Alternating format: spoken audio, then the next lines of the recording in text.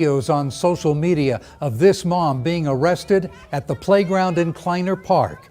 Police arrested Sarah Brady, a 40-year-old resident of Meridian, after they say she refused several times to leave the playground. That playground had been closed because of coronavirus concerns. Even so, Brady's arrest led to more protests tonight at Meridian City Hall. CBS 2's Trevor Fay joins us live to tell us what happened. That's right, Brent. Earlier this evening, hundreds of people were out here at Meridian City Hall, waving signs, chanting, yelling, all in support of Sarah because they say that she was unjustly arrested by the Meridian PD. But it is quieter here now at Meridian City Hall, and they say that there are still people on social media posting their opinions about what happened.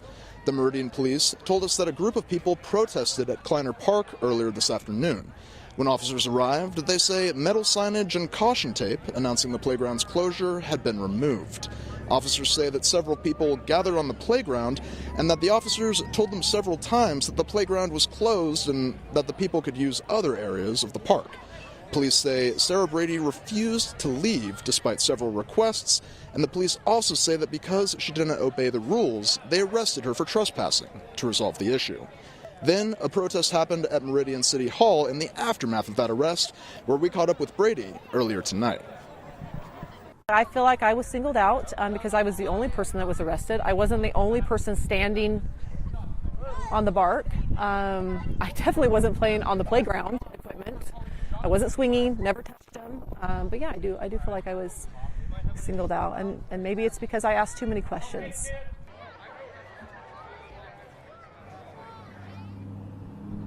Sarah told me tonight that we need to fight for our rights. There were also counter-protesters here earlier on, and that is what I asked one of them a short while ago. I came here today to stand against the fact that people were gathering. I want our cities to open up. The governor, the mayor, the president, and everybody else should know that by social distancing, we can still live normal lives. And new tonight, a local sign company is helping prevent the spread of COVID-19. CBS 2's Erica Lee shows us how they changed their workflow, changed what they were actually doing, producing, to help local businesses. As the coronavirus began to spread and businesses began to close, Image National began brainstorming ways to use their tools to keep people at work. We started to see a number of companies try to figure out how they were going to continue to do business. And one of the things that we started to see crop up were barriers between, a cashier or a retail employee and a customer. And initially, a lot of these were pretty rudimentary, where they would be zip tied to pole displays and different things like that. In our company, we have a lot of pretty sophisticated manufacturing equipment and access to a lot of supplies, really nice plexiglass. And we thought, with our team of engineers and designers, we could probably design something that we could produce pretty quickly. Workers who normally make indoor and outdoor signs are now also making sneeze guards for local businesses and national chains. So we came up with a few different designs, got a few prototypes out in the community, and they worked really, really well. And then pretty soon we started reaching out to our larger customers. Earlier this week, actually late last week, we sold 7,500 sneeze guards to Hobby Lobby. So as they reopen, they'll have our sneeze guards in all of their locations across the country.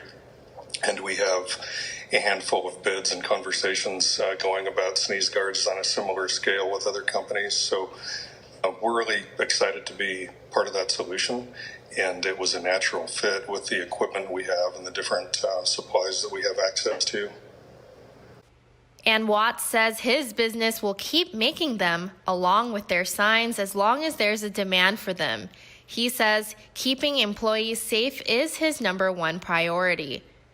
My feeling on it is that, the pandemic has been a huge thing globally, and for people to get out and for the economy to really go again the way it needs to and the way it has in the past, people need to feel safe. Customers need to feel safe, and employees need to feel safe as they're serving their customers.